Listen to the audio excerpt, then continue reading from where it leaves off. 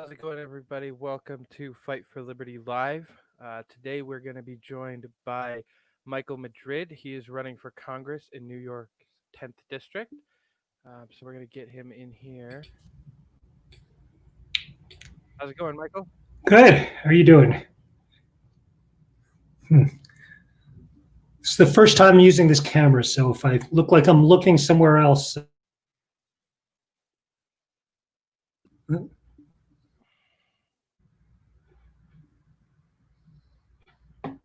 Oh, there we go. All right. Sorry, that was on my end. Okay. All right, how's it going? It's good. How are you doing? You good? Can't complain. Just trying to make it through that Corona life, Yes. you know? Yeah. I just got my antibody results yesterday, and thankfully I am positive. Nice. So hopefully immunity, but I hear that it might only last for 6 months. So, I mean, there's just, unfortunately, so much we don't know about this that makes it hard to know how to act, know what to do, but we'll hope for the best. Yeah, it's definitely it's learn as you go kind of a situation. It seems like at a worldwide level, nobody really knows what they're doing or what they're talking about. Wear a mask, don't wear a mask, distance, can you get it outside, sustained contact. It's very tough. How many people are immune? Are you immune? How much do the antibodies help? I mean, when you think about it, how little we know. I mean, a lot of people are very pessimistic. At the same time, we're kind of still around. People aren't starving. A lot of problems, certainly, but not to minimize the hardship at all, but at the same time, we are somewhat muddling through. So, yeah, it is definitely it's going to be interesting seeing how it all turns out, and if it's like 3 more months or 3 more years, and we really aren't going to get our final report card for like probably another decade or so. So, right. Just like everything else, it's still going to be around. Yes, lots of things. All right. Well, I usually like to start off the show by kind of asking you your libertarian testimony, how you came to the philosophy, what politicians inspired you, and how you ended up involved with the actual party itself. Yep. Okay. So I don't know. Did I come through it more? I'm basically a free market economist who just doesn't really believe in the sort of social vices like prostitution or crimes.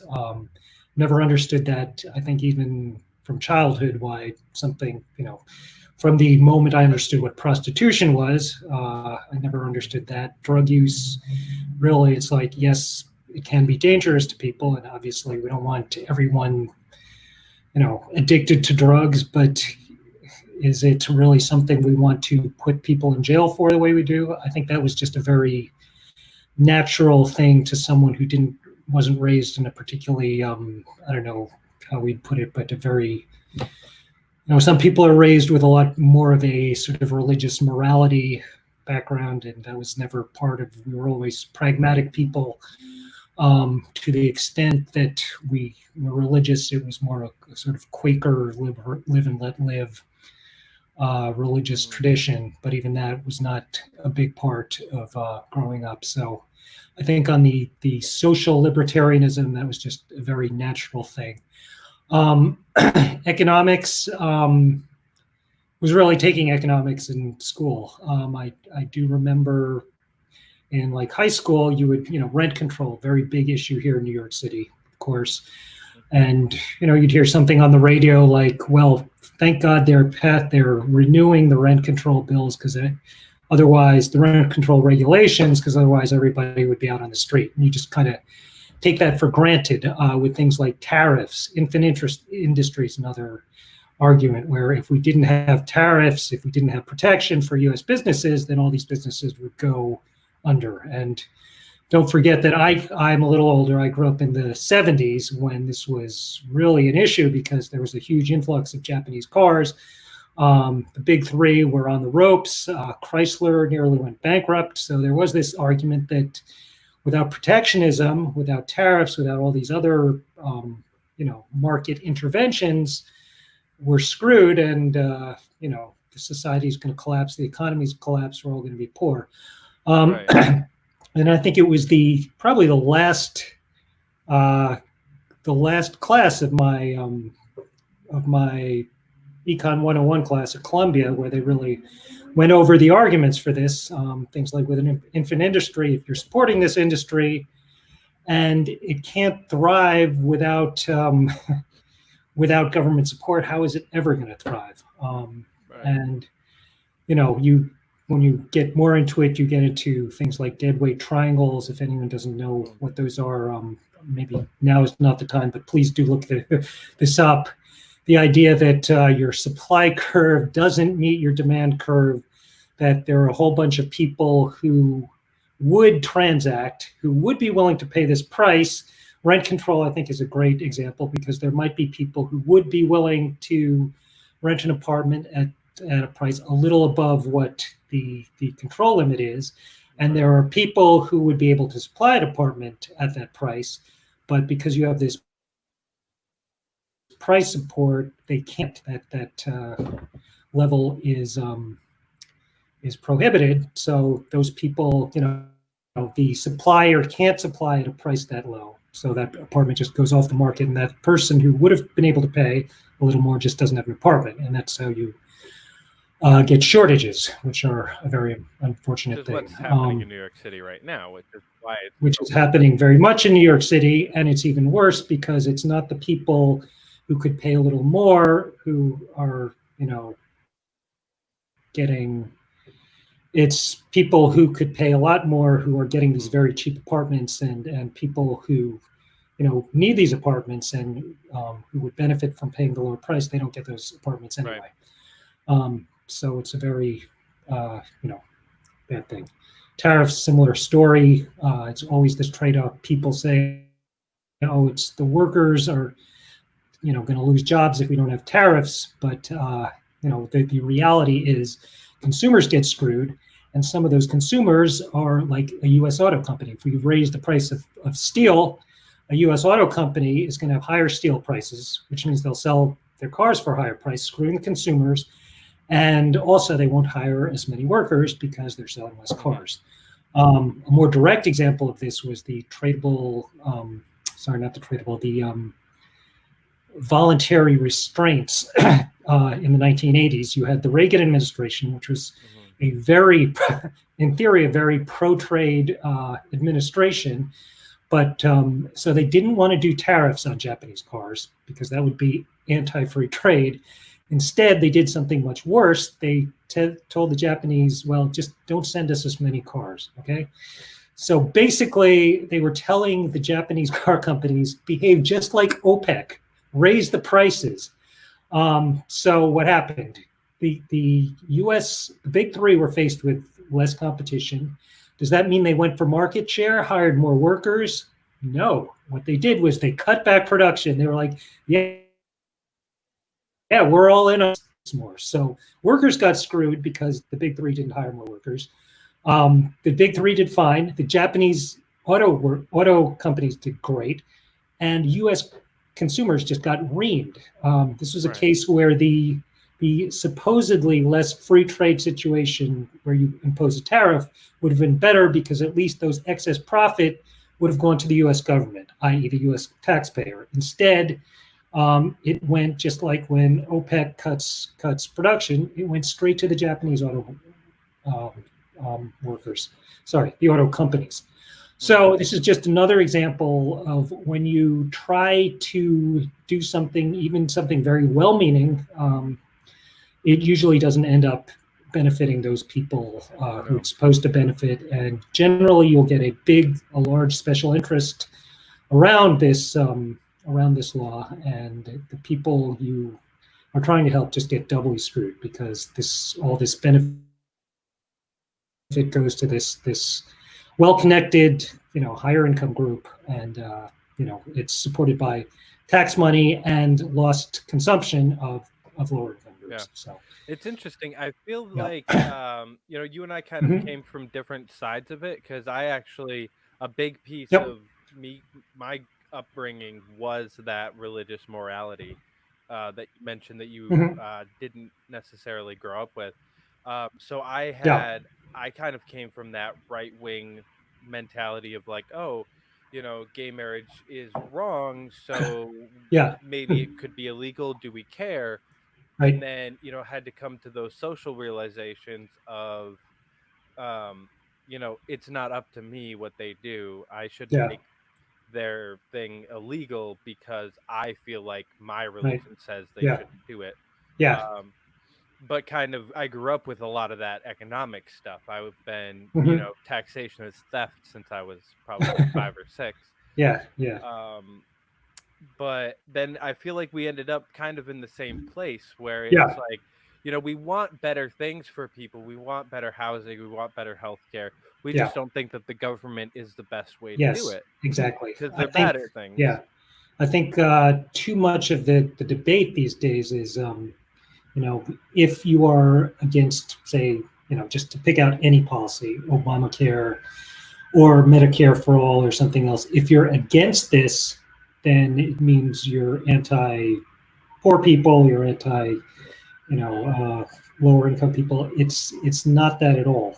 It's the case that minimum wage also, I think, another great example. It's, if you want a lower minimum wage, it means you want people earning $15 an hour, whatever, to be earning $12 an hour. And that is totally not the case.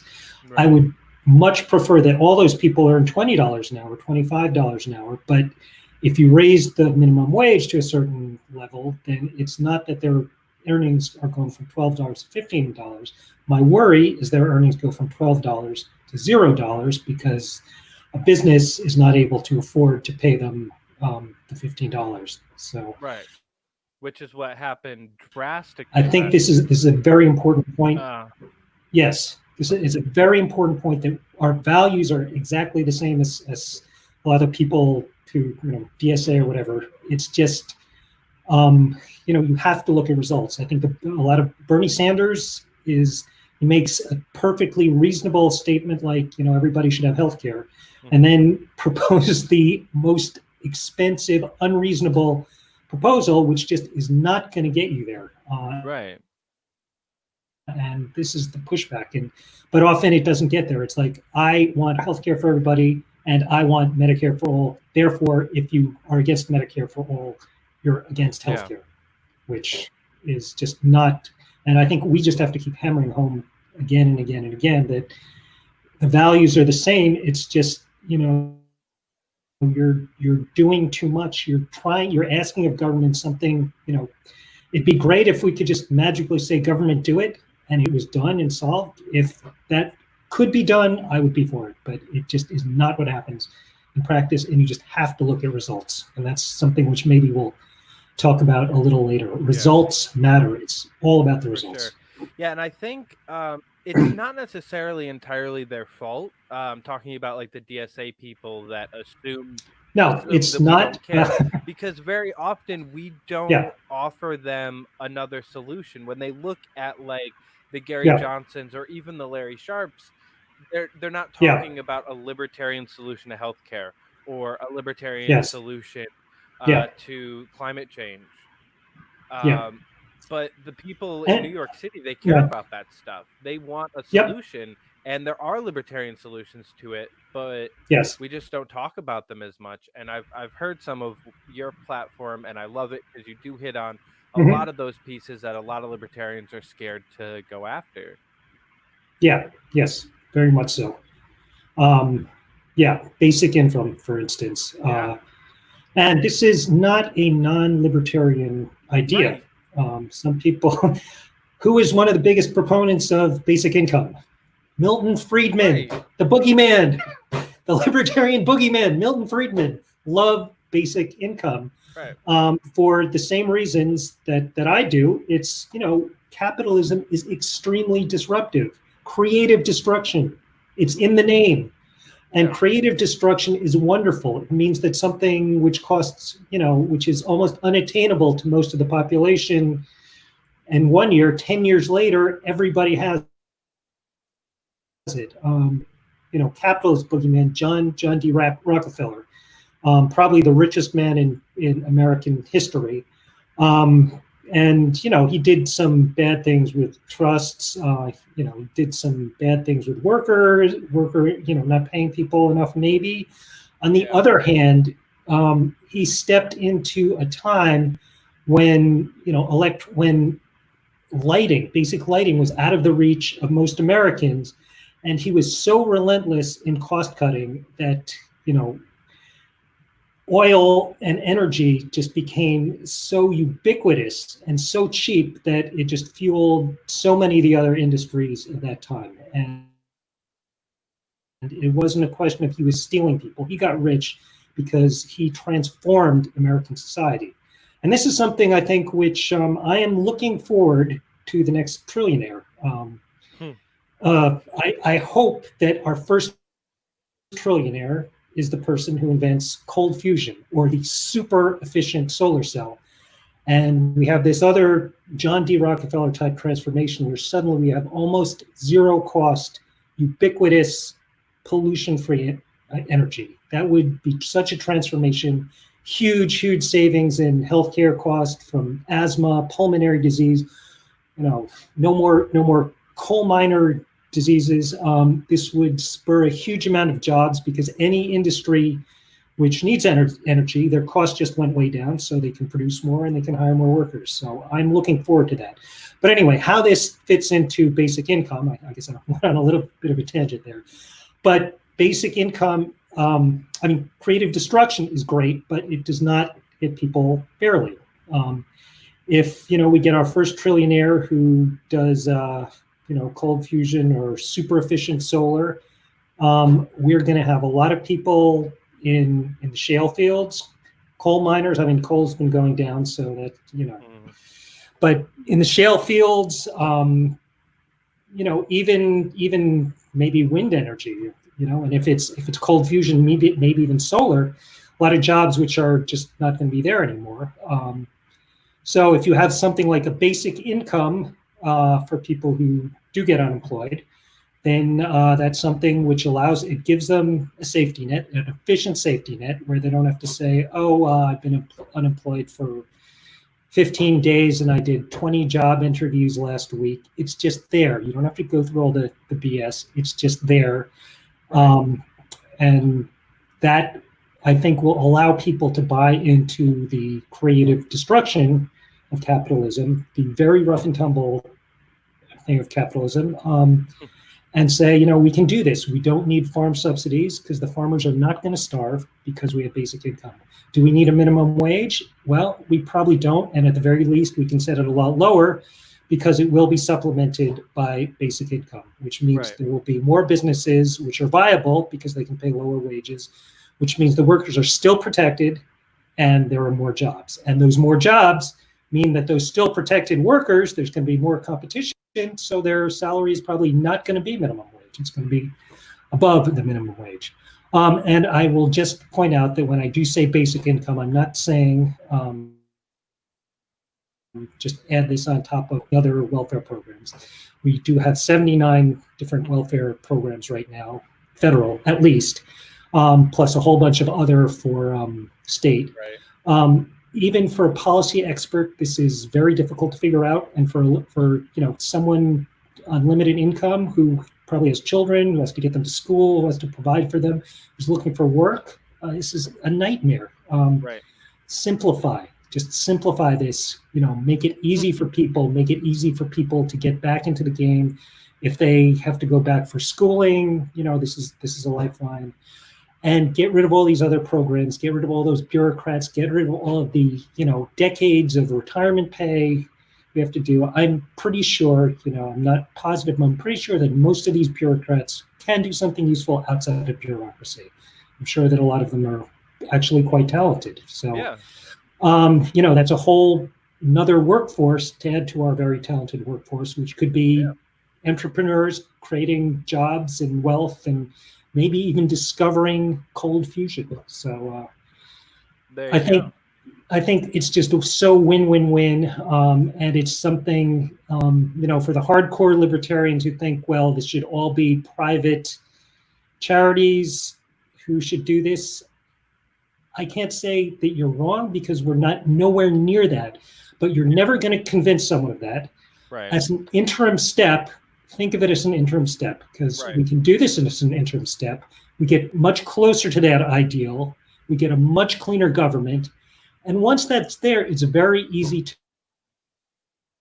track. Do we need to go more in that direction? Or maybe it will become very empirically obvious that we have to go a little in the other direction. But if we clean this up, so it's transparent, so it's open, then we can do all that. So let's just get rid of the clutter first, clean up the closet, and then we can decide if that last little piece, do we need it or do we not need it? But please, let's get there first before we start arguing what the final form of this is. Yeah, I'm all for actually. I looked into UBI a little bit before Andrew Yang. It was honestly like it was a few days before I saw Andrew Yang for the first time. So it was kind of like right one after the other. But I kind of liked it since the moment I heard about it, because especially when I first heard Andrew talk about it, he kind of rolled back on some of the points that I liked the most. But when he first talked about it, he was talking about clearing out all of the other entitlement programs, everything else, all welfare, just gut it, you get $1,000 a month. And I talked to a lot of people, including my sister, who's on a couple of different forms of welfare at the time.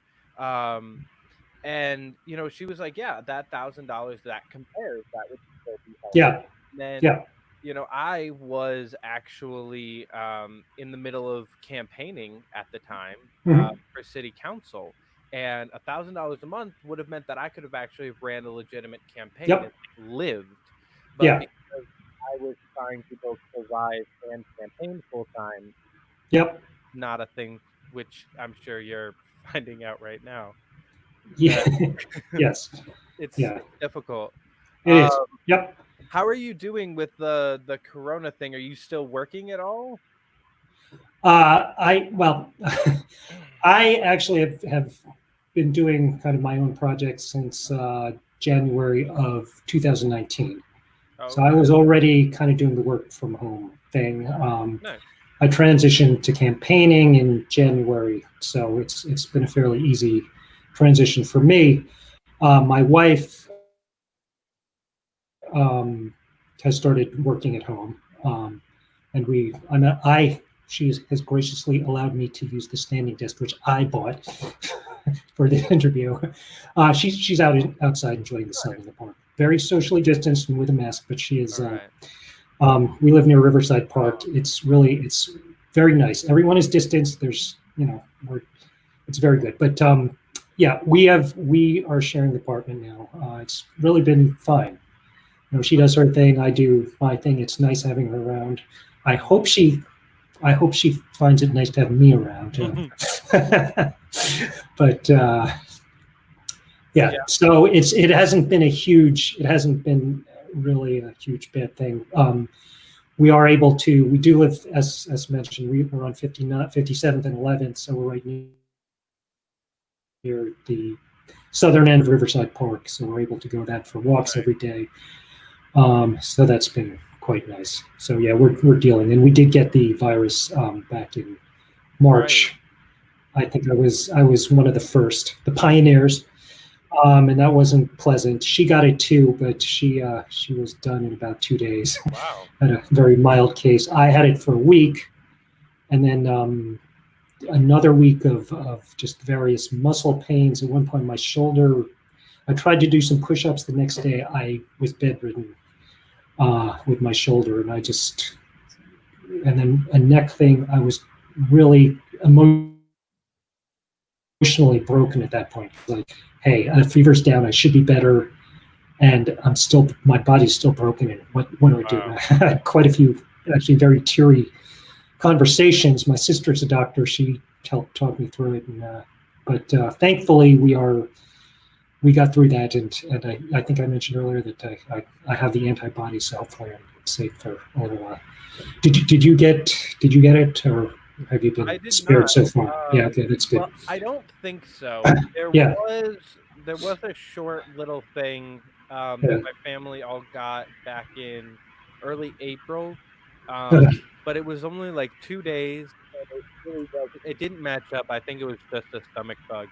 But okay. it actually, I flew through 3 of the main cities in the state or in the country at, like when it first came here, coming home, because I went from Salt Lake City, Utah, through Chicago into New York when it was just like a couple of cities that had it. So I'm very surprised that I didn't catch it and like bring it home to my family.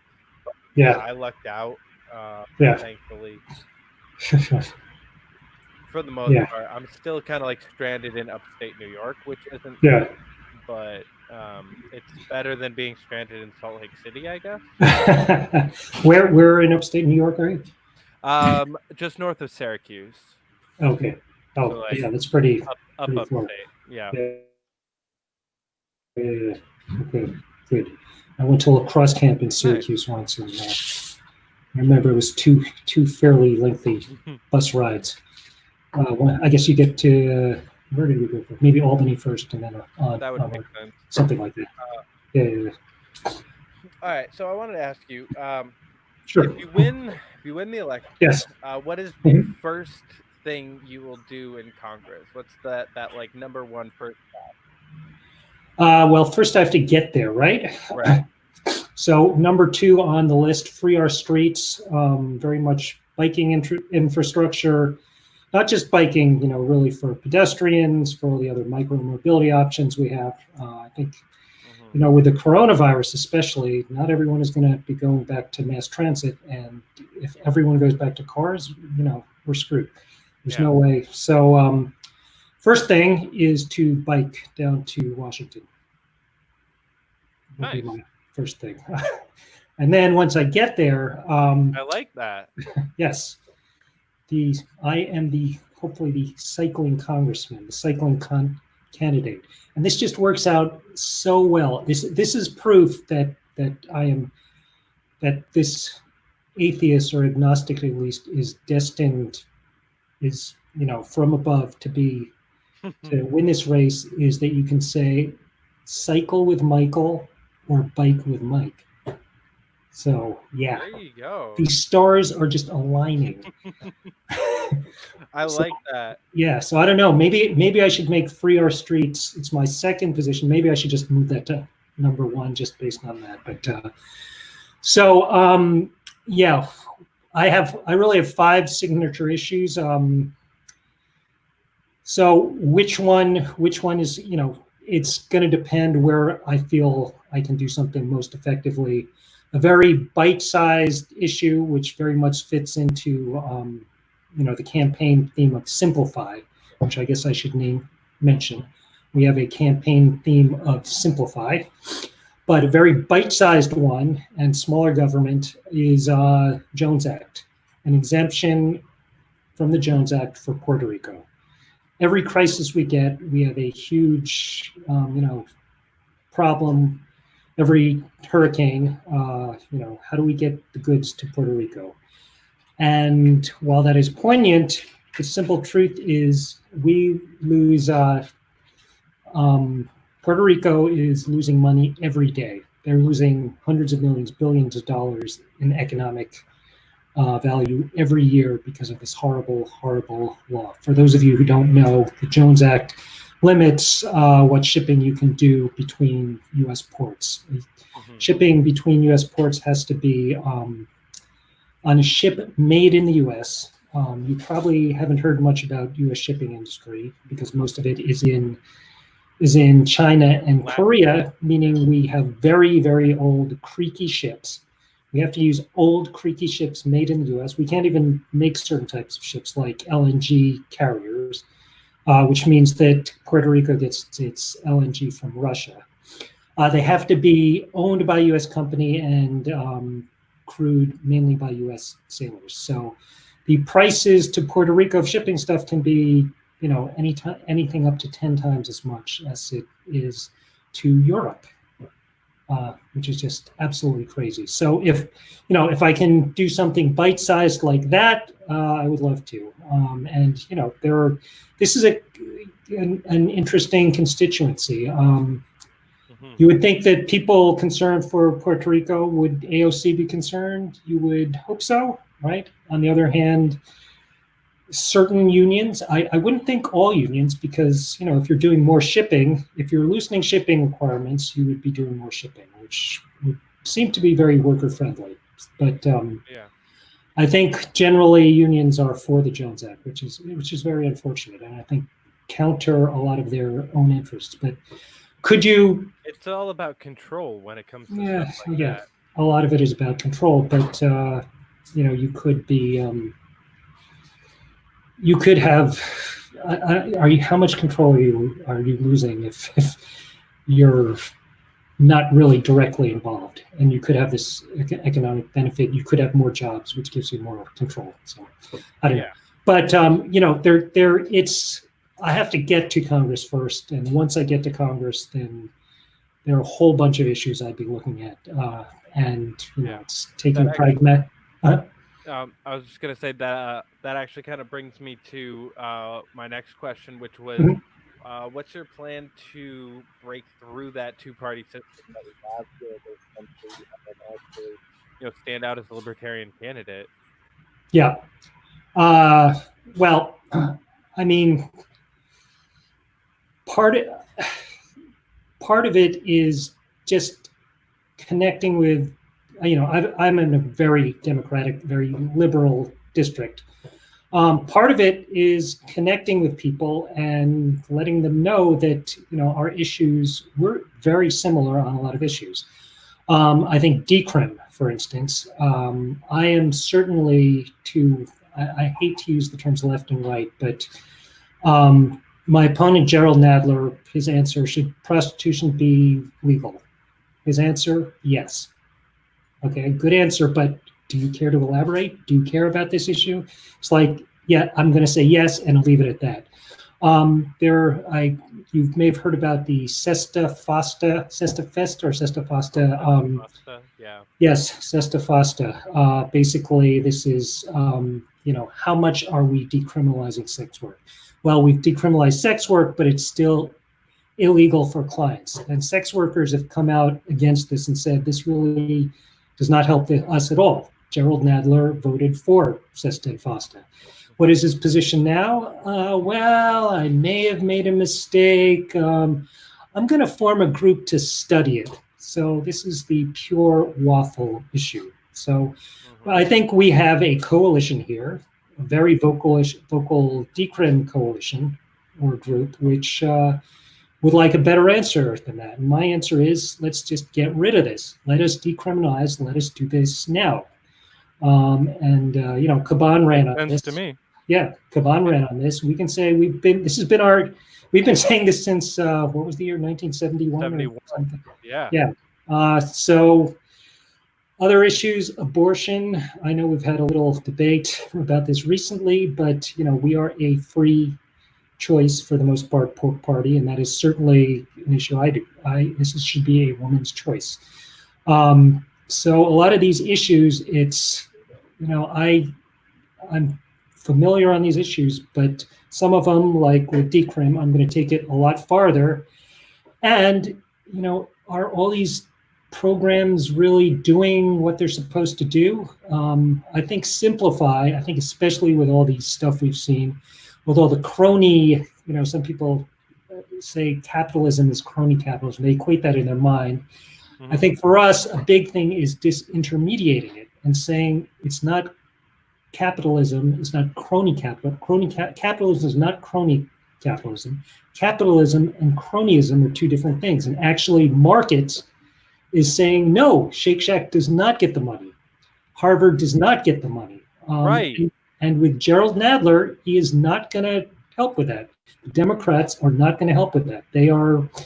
doing, they've caved into everything that Trump has said. And if they were in power, if you had a Democratic president and a Democratic Congress, we would still have these problems, and the well-connected would still get these handouts. So maybe it is time for change. For younger Democrats, I think the YIMBY issues. I'm very much part of the YIMBY coalition. For those of you unfamiliar, that's Yes in My Backyard. The two big YIMBY issues right now are housing and transport. We just talked about transport. Nadler is not going to say anything about transport.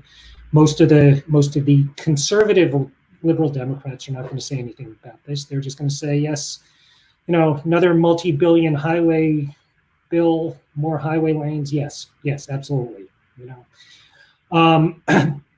YIMBYs, especially urban YIMBYs in New York, they don't want more roads. They don't want more highway bills.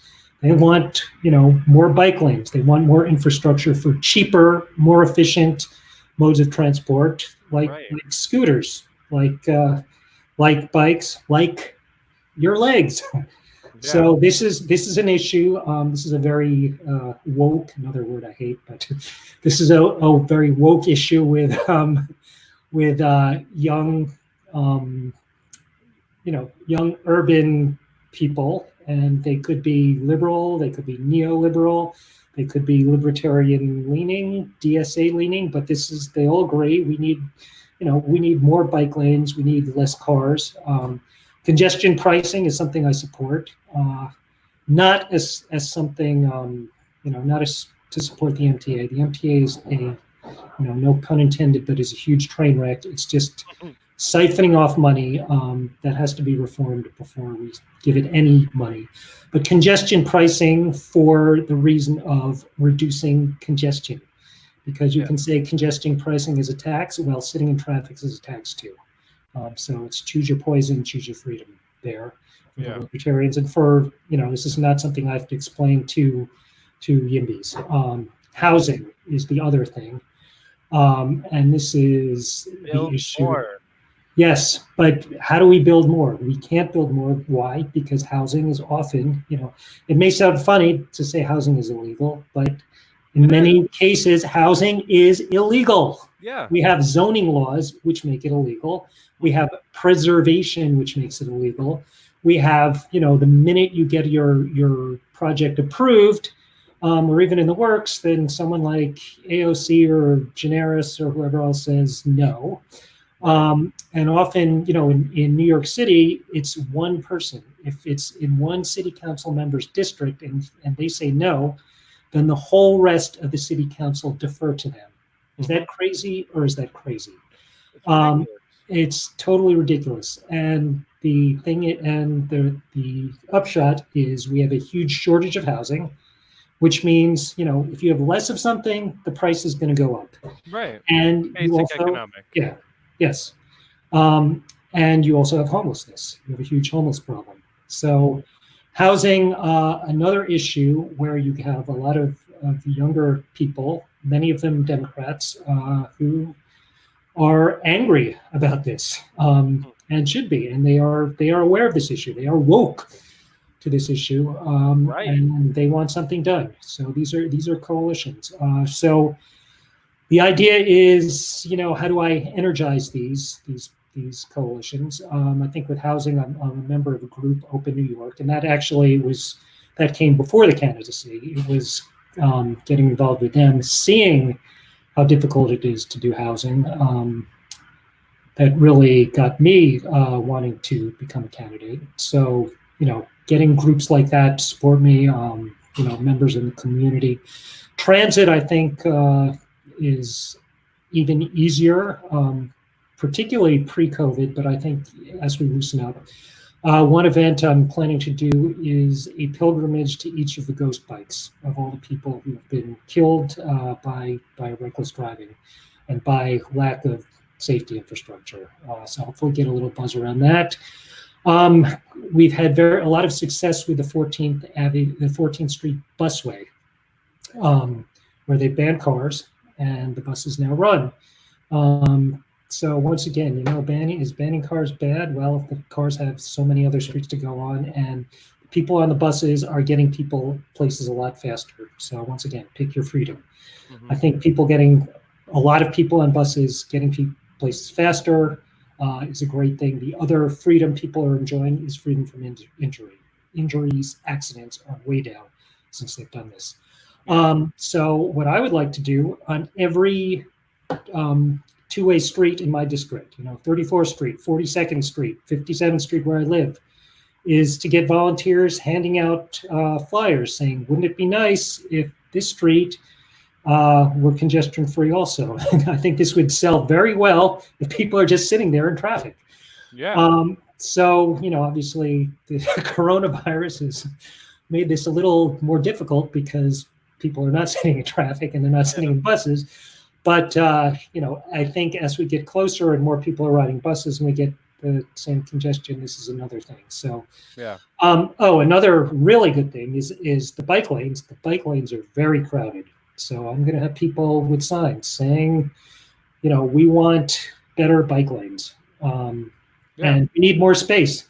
And this is, the West Side Bikeway, which happens to be in my district, is the busiest in the country. So I'm going to have people, yes, it is. Wow. So I'm going to have people, as many as I can. Hopefully we get more volunteers. Anyone wants to volunteer and hold a sign, please contact the campaign. You get in the summer, you can get to hold up a sign, and all these cyclists are going to, pump fists at you, and it's going to be a wonderful experience. I promise. So if we can, who should they reach out to if they want to volunteer? Would that be you or Ross? Either one. And my site, I don't know if we can put this up anywhere, but do you have the URL somewhere, or can I? It's coming there. Yeah, right. It's down there. I see it now. Wow, I can click that. I can click that too. Thank you. Just go to the site, put yourself on the mailing list. There's an email link there too. So by all means, email me, get in touch. We would love to have volunteers doing this.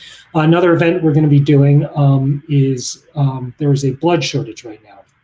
So we're going to go to various neighborhoods and just have signs. I'm going to bring my kids. They're a lot more telegenic than I am.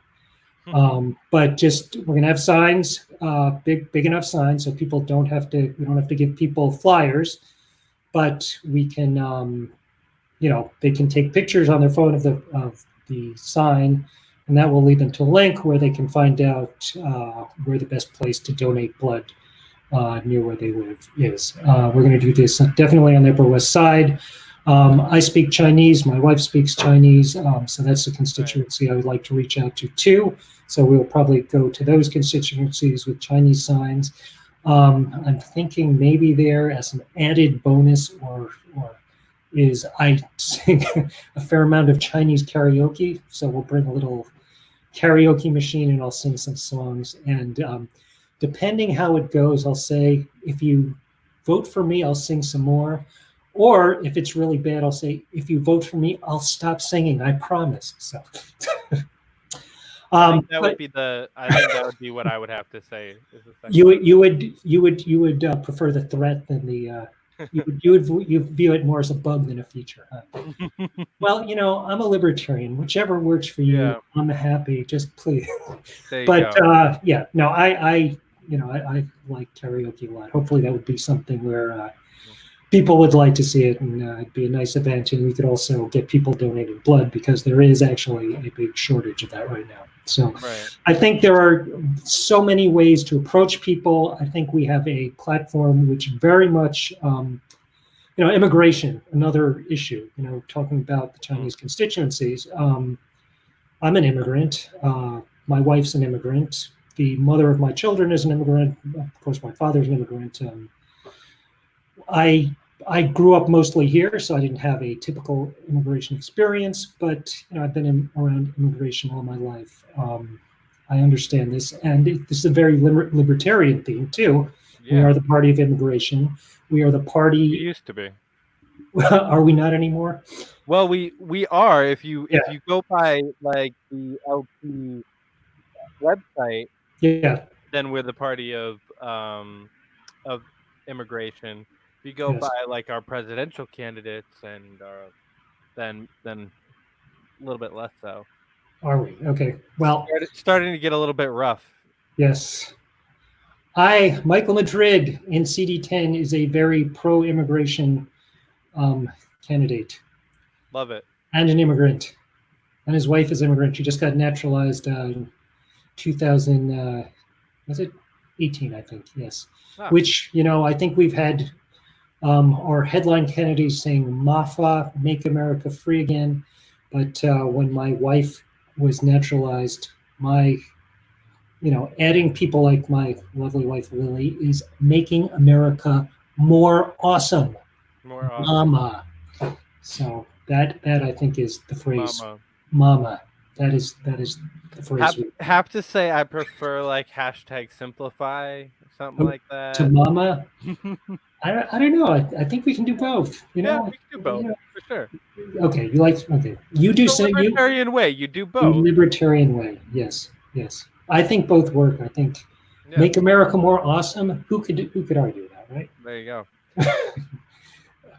So, because you are running a Jerry Nadler, who you've mentioned a couple of times that he's a very centrist Democrat, very old school, but he hasn't won the primary yet. What do you think about the possibility of maybe one of the progressive Democrats actually being your opponent?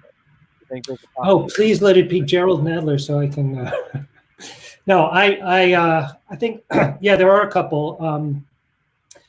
The person who I have noticed the most is, oh my God, now I'm blanking on his name, even though I've just been looking at his tweets today.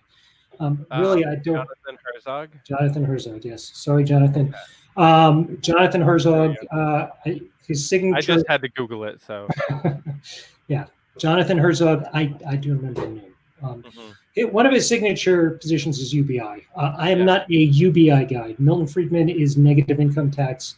But I think close enough. I think with Andrew Yang, it's also close enough. He has cited Milton Friedman as a basic income guy.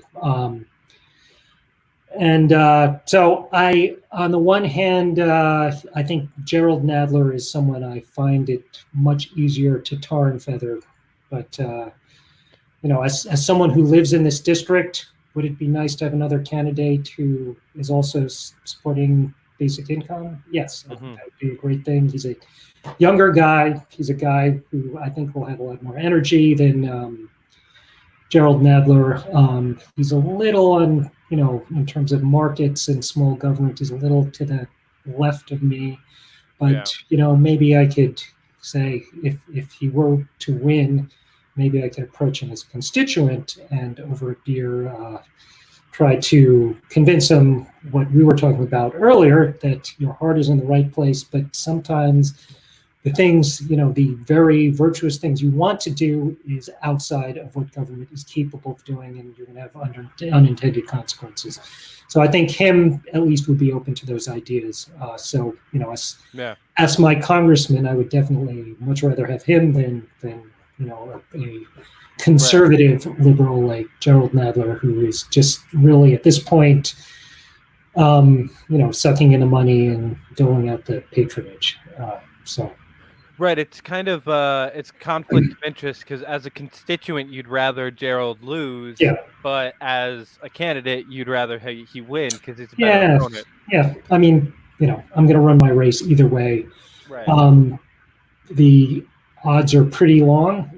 I'm running this to win, and if we go viral and get something which captures the imagination of the electorate here, then I think we have a chance. If not, we don't. But whoever I'm facing, I just want to face the best people out there and deliver the message. Get these ideas of legalized housing, of transportation, basic income, decrim into the consciousness so that we can move forward as a country. Ultimately, that's a lot more important than who I'm running against and whether I win.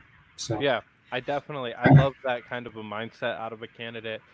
I'm curious though, what made you say, okay, I want to actually run? Not necessarily the policies that inspired you or anything like that, but what clicked in Mhm. your mind? Like, I want to be a politician Yeah. as a future move. Um, hmm. I'm not sure it has clicked yet. um, that is to say, I care deeply about these issues. I want to make progress on these issues. Once you get into the party politics, as we've seen a lot in recent days, there are a lot of, Mhm. you want to talk about the Jones Act and say, how can we make this better? You want to talk about housing, how can we make it better? You do not want to be talking about, whether we should be wearing shirts right now. Oh my God. Just want to make one mention that I was planning to wear my shirt for the entirety of this. You're okay with that? Yeah, please keep Okay. your shirt on. Thank Okay, because I'm not sure what the you. accepted etiquette is right now, but I Right. was going to just leave my shirt on. And I wasn't even going to bring it up, but I'm glad that you're Uh, agreeing with okay, yeah, this. I have Yeah, to, since you brought it up, I have to say, one yeah, of the most ridiculous things I have ever seen out of a political party in my entire life, and we watched Donald Trump rise to the presidency.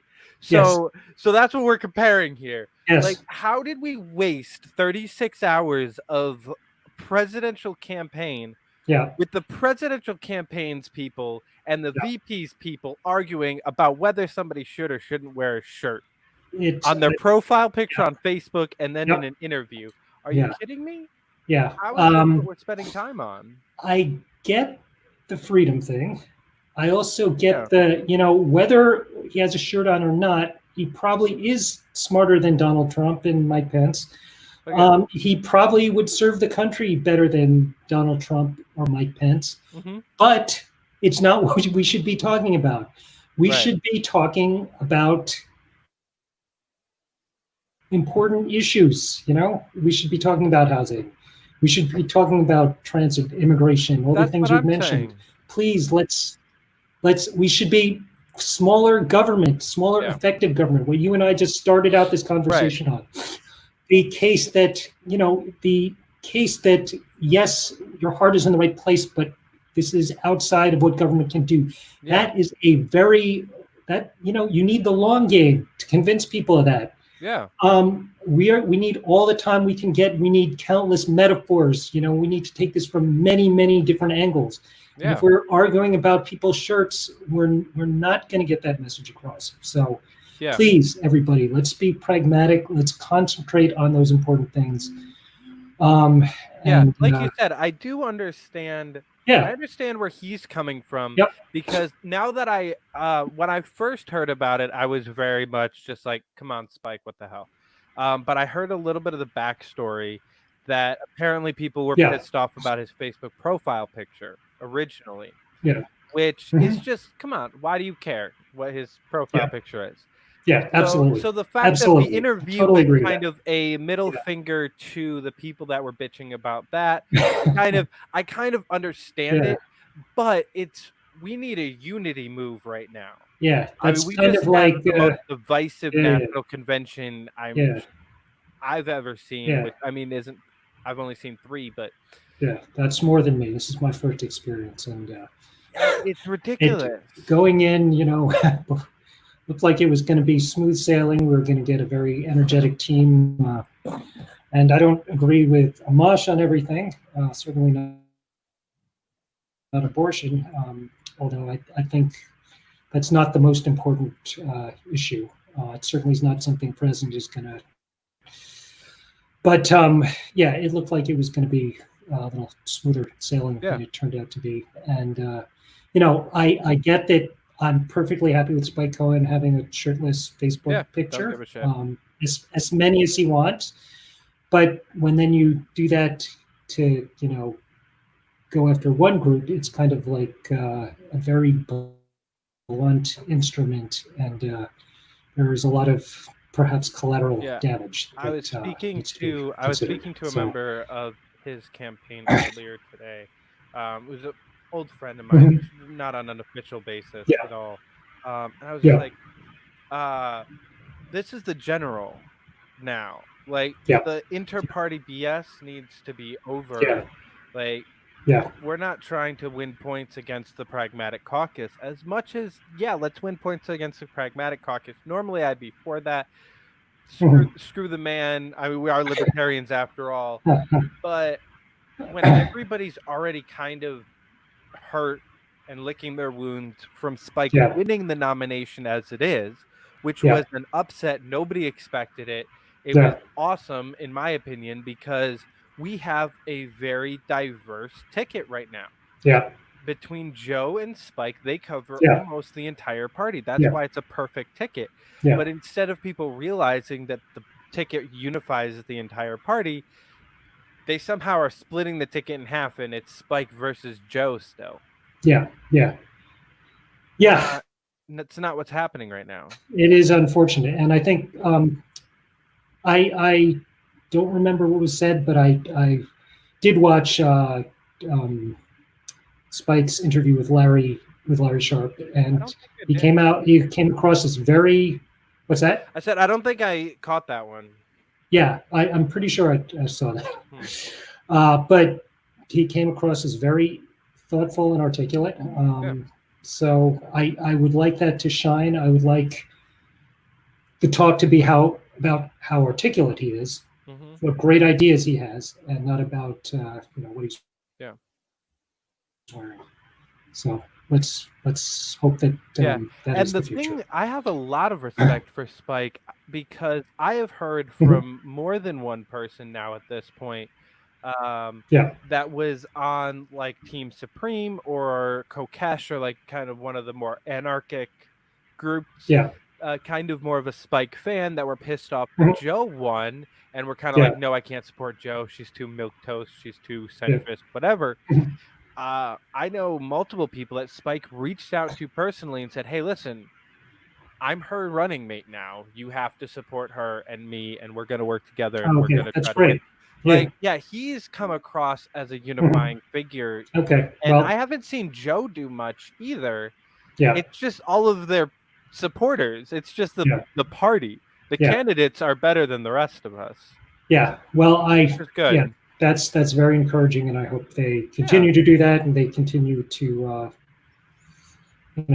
work through these issues. And I think also, just for libertarians in general, a lot of the Facebook groups I've been seeing as well, it's this, I agree with you on everything except there's this one issue, whether it be 2A or immigration or abortion. And, if you're not with me on this one issue, then, I'm out of here. And, we have to think of this. We're not going to get anywhere near what we want. We know with the two parties, we're not going to get anything. That's 0%. It's maybe negative percent. So literally, please think of it. This is a process. This is an interim thing. Whenever you are designing, I'm a software engineer, and what we like to do, we have these, it's very incremental. We have things like what's called an MVP, minimum viable product, where it's not, we have to have this one issue. We have to, but for them, we have to have that other issue. Or for them, it's that other issue. It's what can we do which just, gets us going, gets us, the minimum we can do, so this is a workable thing. I think we have to really get to that point. We have to, just really, and it's kind of in reverse here because we already have this big, huge monolith system. We're not starting from scratch, unfortunately. But here, the minimum viable thing is, how do we get this so we can just scrape off this little layer, and so we can scrape off this other little layer and start to untangle all the string, so that this piece goes over here and it's a nice piece. It stands on its own.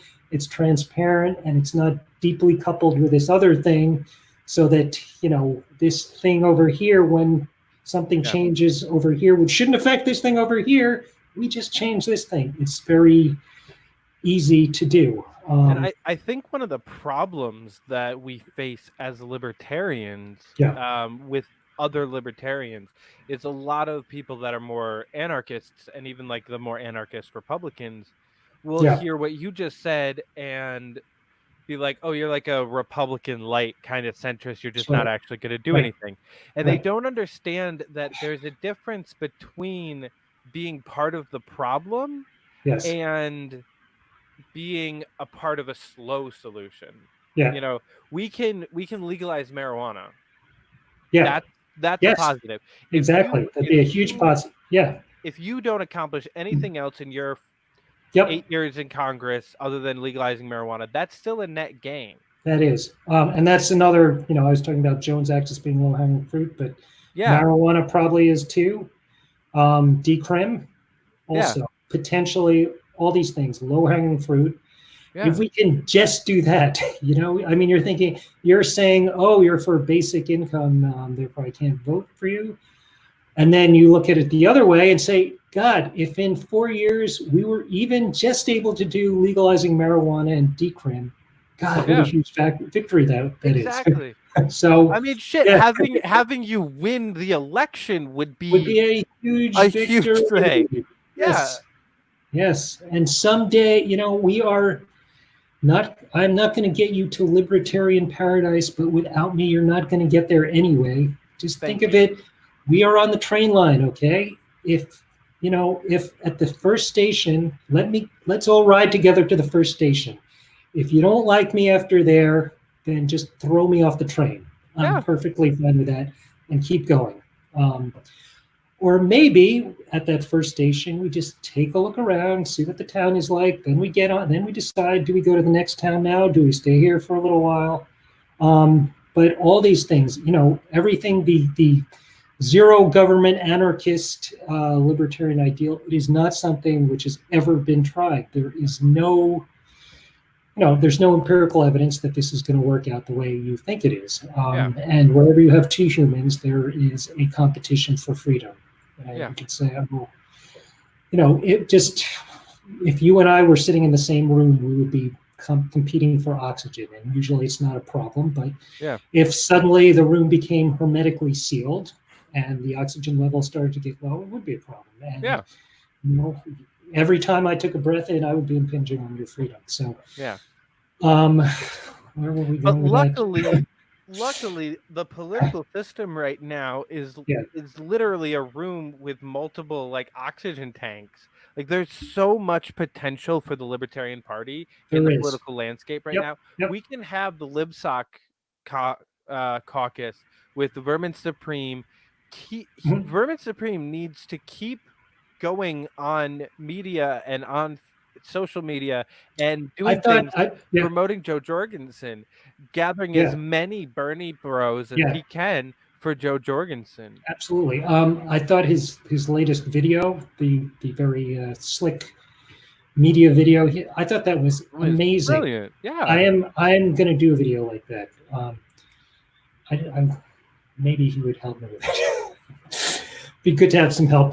But something like that. That's great. It would be great to have Joe do that. I can talk to you afterwards about somebody that might be able to help you out with that. Okay, that would be great. I have done my first video.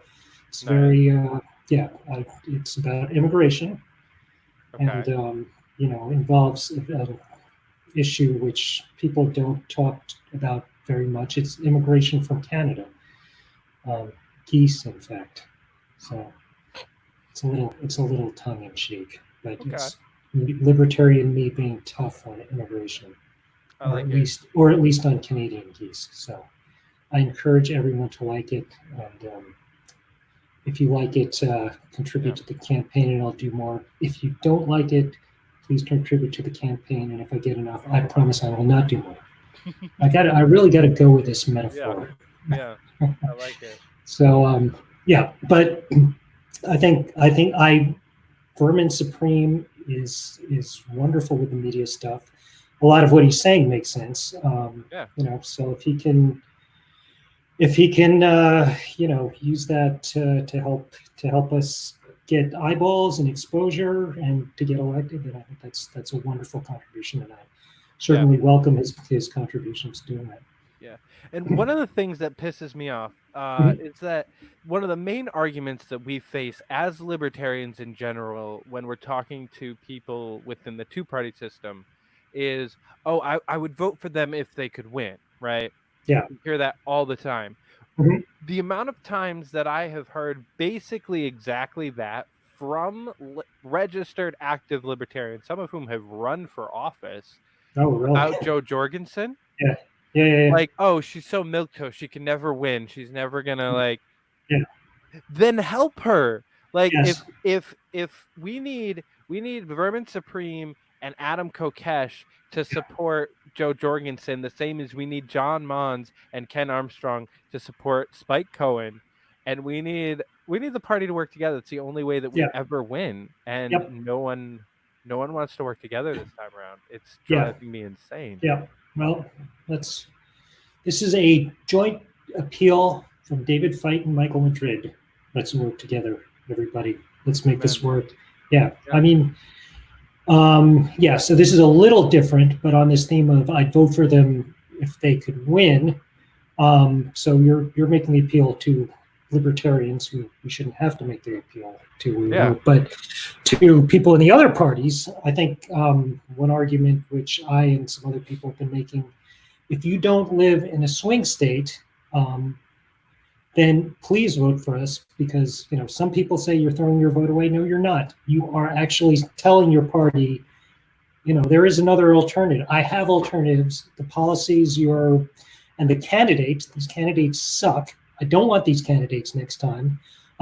Yes, if you're a Democrat, you don't want Trump to win, but if you're living in New York, something like 20 or 30% of registered Democrats could vote for Joe, and Biden would still carry New York. California is exactly the same.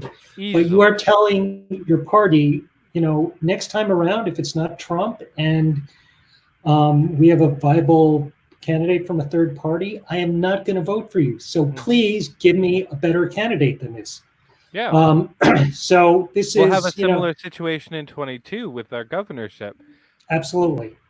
I mean, in 18, you could have had 30-40% of the electorate still go Larry Sharpe. We could have given him second place purely out of the Democrats. And it still would have only have gotten him to second place. Yeah.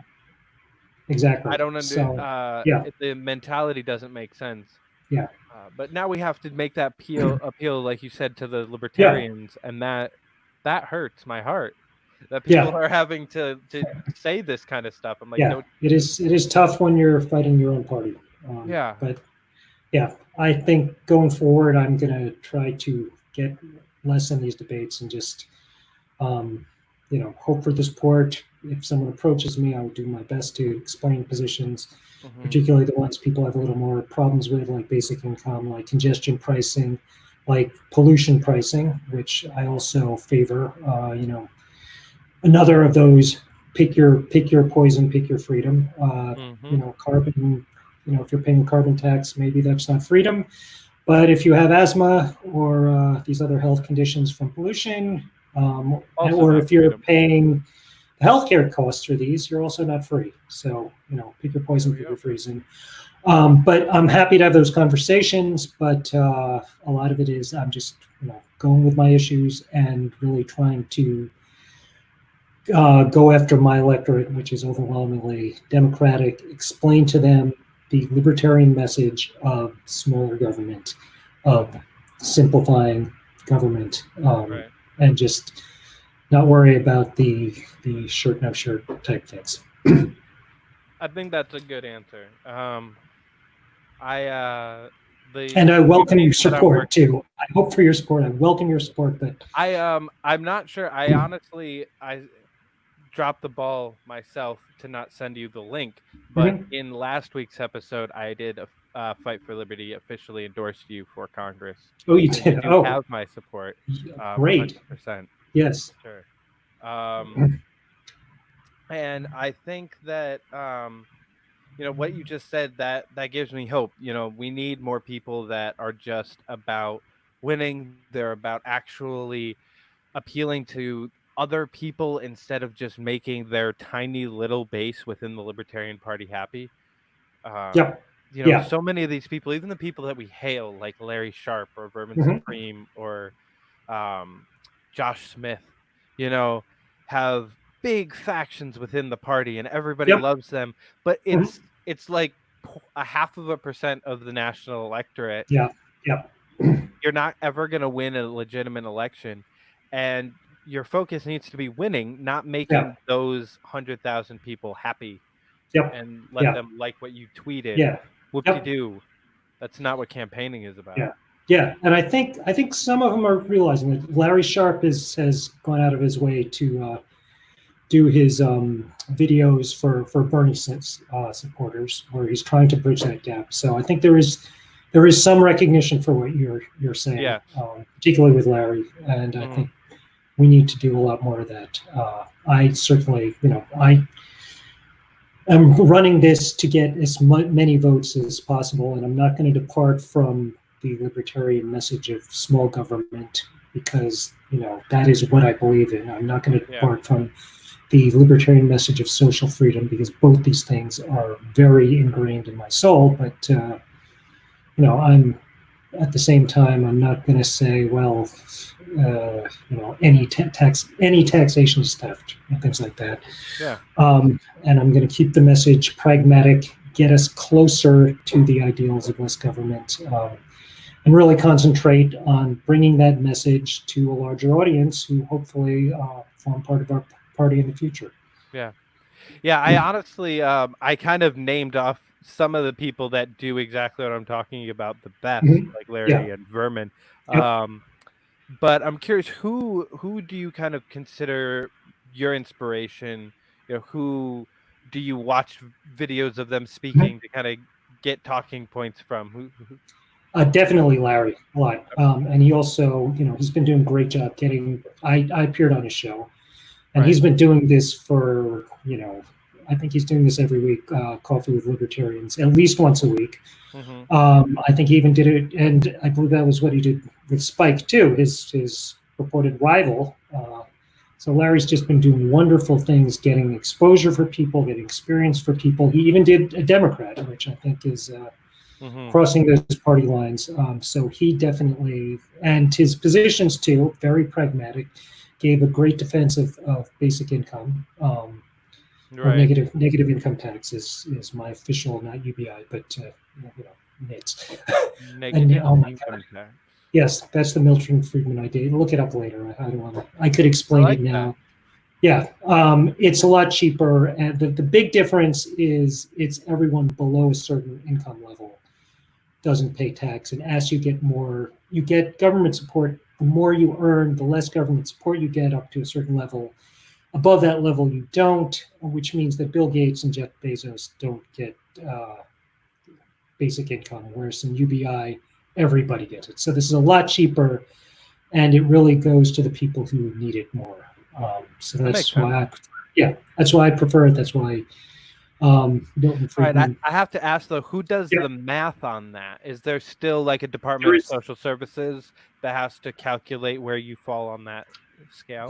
Someone would have, I mean, someone has to do the math on that. It's you would have to do, but like anything, like minimum wage, you're never going to get it perfect. It's how good can you get it?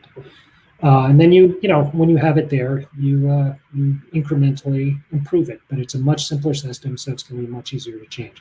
But getting back to who I admire, Larry definitely. Vermin, as mentioned, I think can contribute a lot.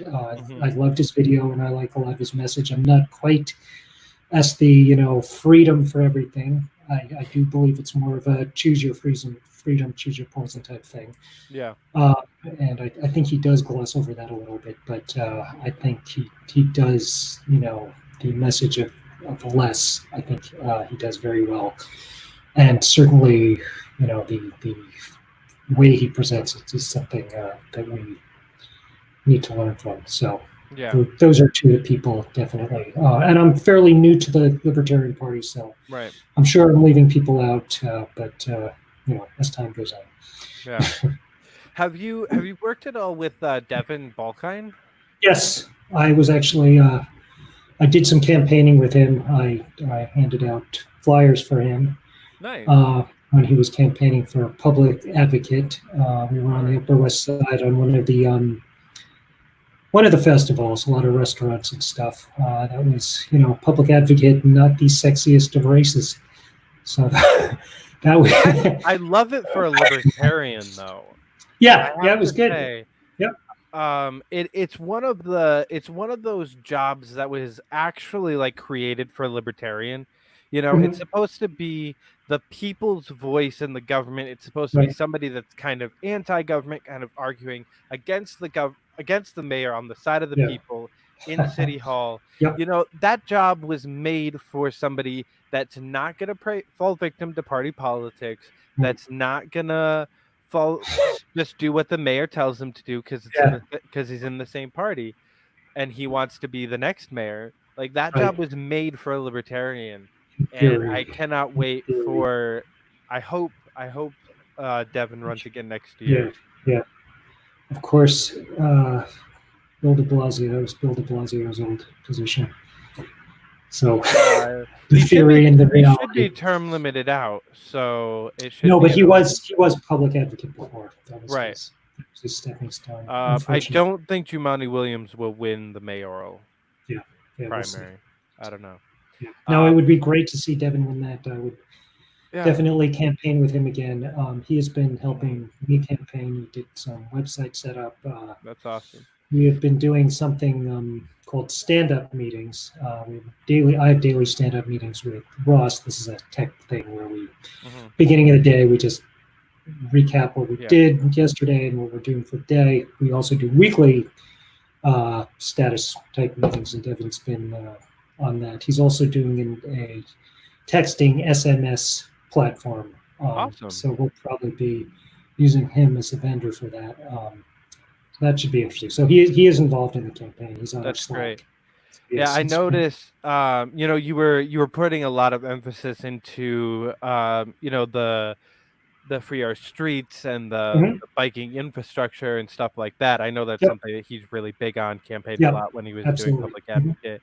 He's gone on more than one drunken rant to me about it. So I was hoping that you guys said, and especially with you Yeah, guys having Ross in common, yep, um, yeah, I figured you guys had connected by now. yeah. That's how I met Ross with working on the Devon campaign. That's good. So yeah, Yeah, Ross is a great guy. yep, yep, He is. He's basically you got the one best libertarian asset in the city. It's like every year, like yeah, yeah, Ross works on a campaign, and that's the campaign that yep, everybody gives a shit about. yeah. Ross, he seems to know a lot. Smart guy. Yeah, He's a go getter. So yeah. the one problem I have with Ross is, I like to think of myself as a kind of flip guy who makes these off the cuff jokes, which people don't get. But Ross will do that too. He's not supposed to do that. That's the candidate who's supposed to make the jokes.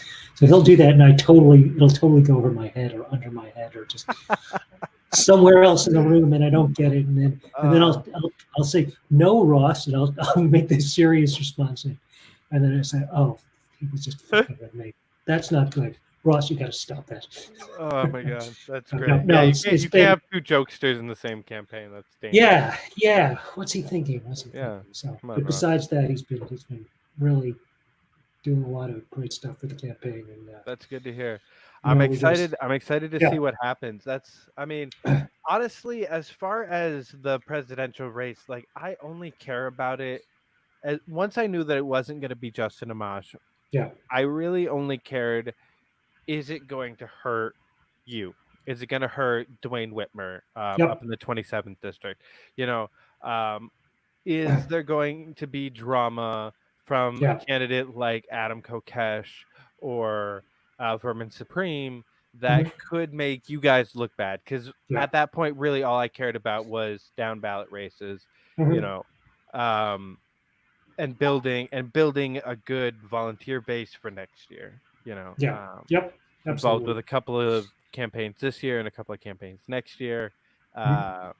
And so it's got to be a snowball effect. We need to Yeah, get organized and definitely. then stay organized. We can't Yeah, just like break off into all of these individual campaign factions, because then next year when somebody else decides to run, he has to redo everything that you did this year, yeah, try to get people together.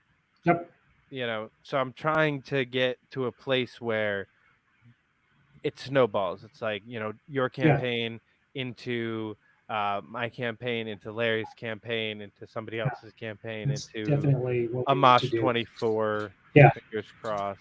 yeah. Yeah, and we have to build up the infrastructure. I think the institutional knowledge is just not really there yet. Yeah. It's like when we were petitioning, simple thing like petitioning. It's, where's the list and who do I call? And we got it together Right. eventually. But that should be like a no-brainer thing, which is just there and Hmm. doesn't take time. So hopefully Yeah. we can build these structures so it doesn't have to be done again and again. Yeah. Yeah. The And we have vendor, like 4 or 5 libertarians in all 5 boroughs that like actually are competent yeah, in petitioning. yeah, And I'm a registered Democrat this time around, yeah, so I couldn't have, and I was stuck in New Hampshire, or I was up working in New Hampshire, so I couldn't help yeah, you. yep, Um, I would have if I was in the city, yep. but Don't worry, we blew through that with flying colors. So good. yeah, I did end up actually having to come back and petition. I spent like 4 days down here. mhm, Um, I I only petitioned for like maybe 10 or 12 hours total over mhm, like a 4-day period for mhm. Tulsi Gabbard. Okay. But because I worked for her campaign up in New Hampshire. I was a Mhm, deputy volunteer coordinator.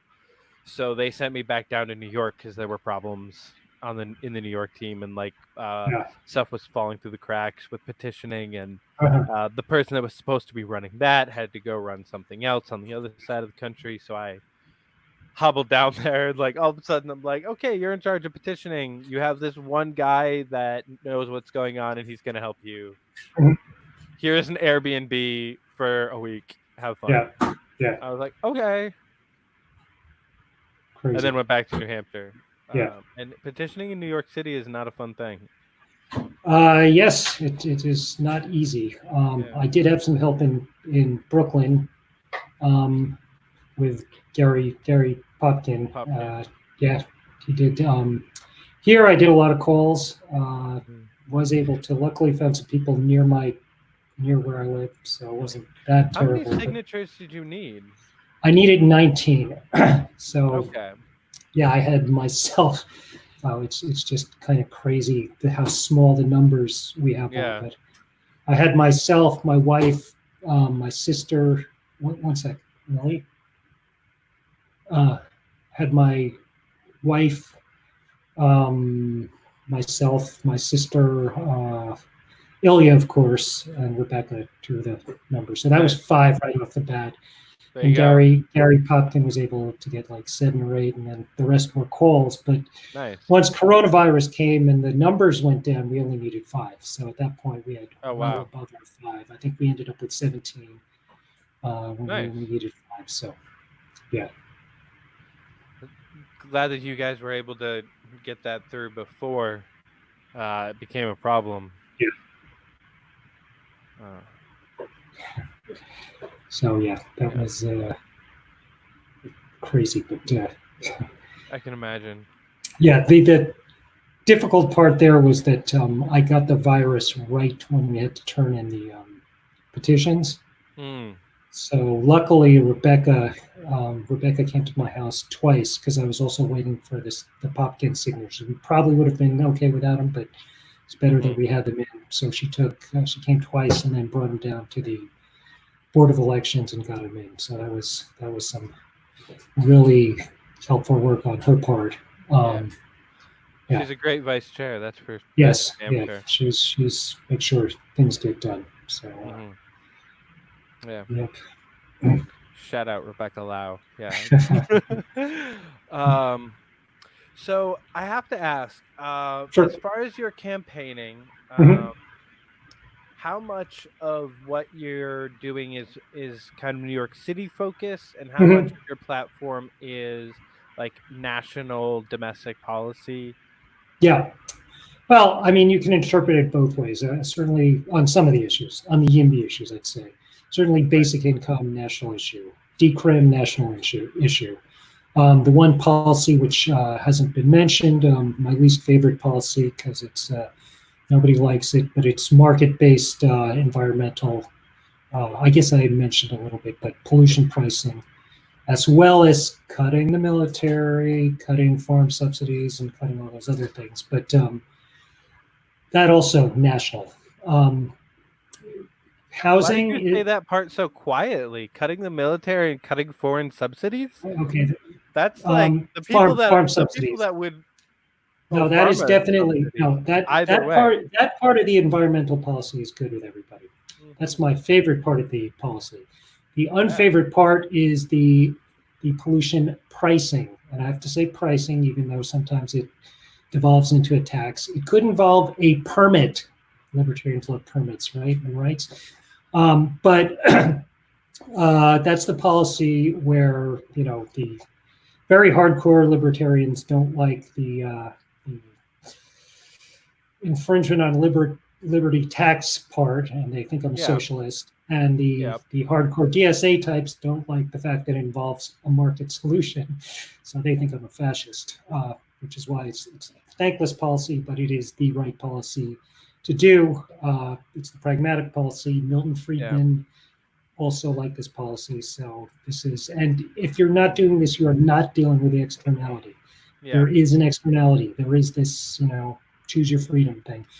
Um, Yeah. I but think that yeah. you're bringing up the environmental thing, and Yeah. that was one of the topics that got me the most support when I was running for city council. Um, Okay. because I got involved with the group Extinction Rebellion. Okay. They are very communist Okay. in base, but a lot of them kind of stray into the anarcho-communism mindset Okay. because, especially with Trump in power Yeah. and Yeah. Republican control of the Senate, they're like, "Ah, the government's evil. It's all these old white men." So they're Yeah. kind of like turning into anarchists. Okay. I'll have to And check them out. yeah, there's a couple of different organizations in New York City that are based on the climate change, but it was nice. I went to like the big climate strike that we had last year, and then multiple different like protests and stuff like that. And it was really cool because I was able to spread that libertarian message of like, Oh, okay. Great. well, what if step one, because I was running for city council at the Yeah. time, so I was able to say, okay, as city council, because most of the Green New Deal kind of stuff, city council wouldn't be able to do.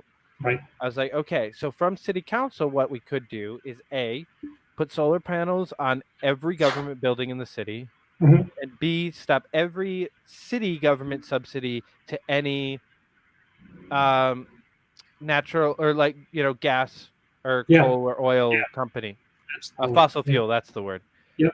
Just boom, step one. And they're able to be, okay, yeah, Yeah.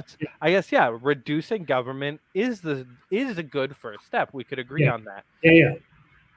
And they were That. able to be okay with the mindset of, I'm okay with that first step, and then we'll see if you do everything that you want to do by Mhm. reducing the government and that doesn't work, then we'll elect other people and build up that little bit of government Yeah. agencies and all the things that we think that it needs.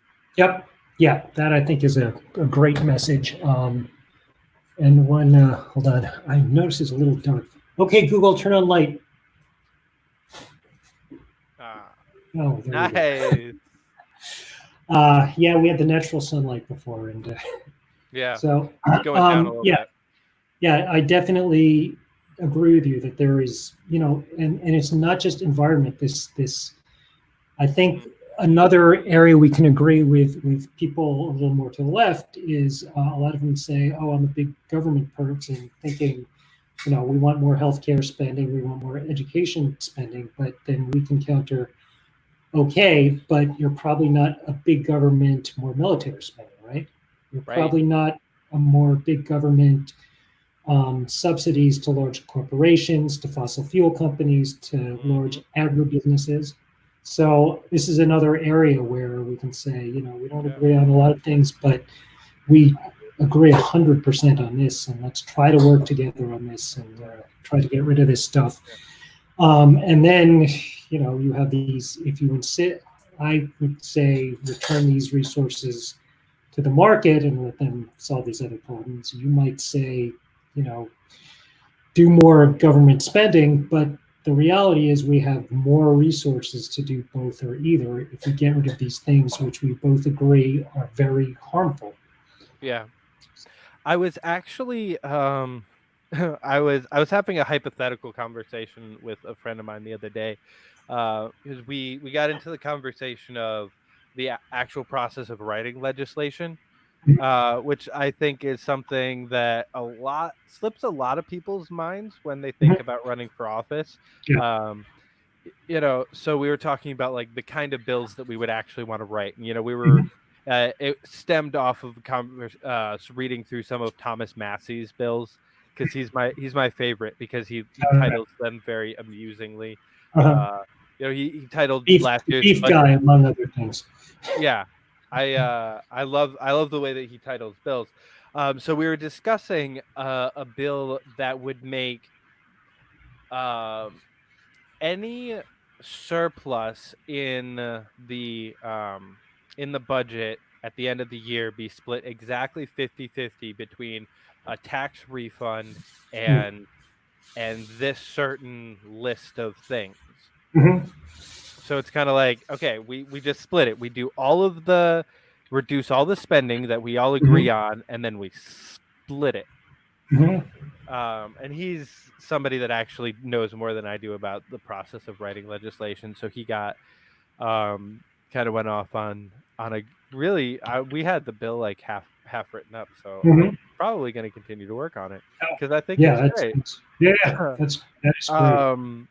So you're writing a serious bill, or serious bill with comedic overtones, or basically? So that is actually I feel like something along the lines of the One Subject at a Time Act, where it's a serious bill, but the simplicity of it makes it seem comedic for some unknown reason. Okay. But it's really serious. It solves a problem. It fixes.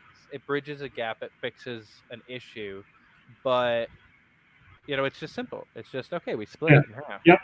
Well, that's I might imitate you on that. All right. Yeah.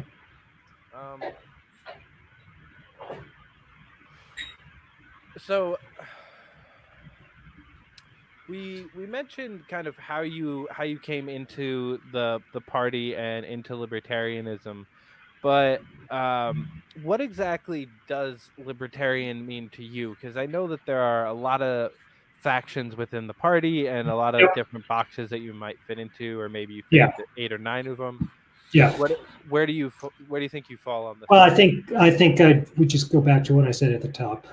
Sort of, socially liberal, drugs, sex work, things like that. There's no reason. There's no certainly moral imperative that these things have to be that they have to be illegal. I would add to that we've seen a lot of very disturbing law enforcement recently. It doesn't seem to be getting better, and there is, the 4 officers in the latest case getting fired is swift. They need to be prosecuted, but at least they got murder charges. Yes, but at least they got fired. It took 5 years to get Pantaleo fired, and he's not. Good he's point. Going to be charged with anything, and I don't know. He's suing for his job back. He's suing for his job back. He's probably going to get his pension. That's just total BS. So maybe we're progressing a little bit on this. He should be on Rikers Island right now. He should be. But in maybe, Pop. Yeah. Fuck him. Yeah, but these type of issues are definitely very core issues to me as a libertarian. And besides that, it's the free market economics, including externalities. Did I mention that at all tonight? Just I I may think have I just think maybe a bit, once or twice. once or twice. Little. Did I say something that like you have offsetting freedoms and that I don't know if I mentioned that, but if I didn't mention that, let me just mention that here. So I think Okay. those are my two main things. Okay. Yeah. Yeah, I definitely the what we've been seeing in the news the last couple of days was just It's incredible. there It's is no just keep happening explanation for again that. and again and again. Right. And these officers, they see that they're being filmed, and yet they behave as if they're almost like acting. They're almost like saying, "Yes, Yeah. I can do this." I don't understand it. I just don't understand it. But then you look at doctrines like qualified immunity, Mhm. which just lets people get away with almost anything, Mhm. and it's boy, It's sickening. it's sickening. It's Uh, sickening. yeah, So I grew up upstate like north of Syracuse where I am right now. And I my best friend's dad was a cop, yeah, and that gentleman's best friend was one of the main mentors in my life, also a cop.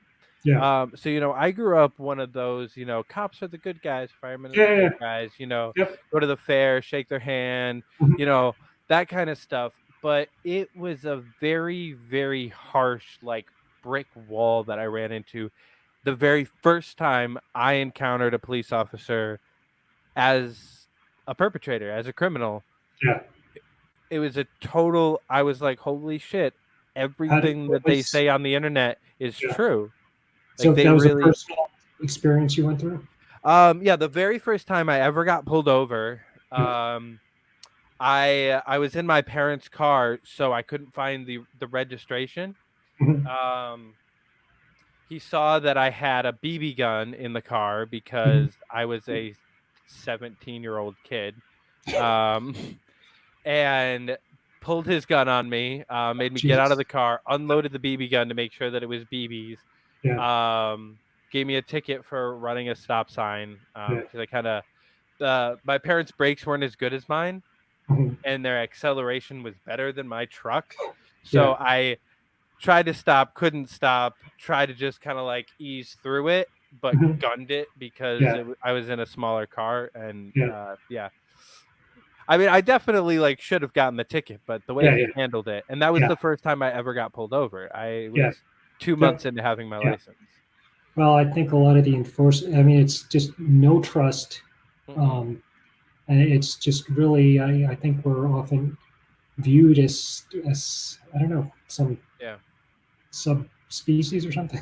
yeah, It's like you can't have a normal conversation. You can't say, "Officer, could you please move your car out of the bike lane?"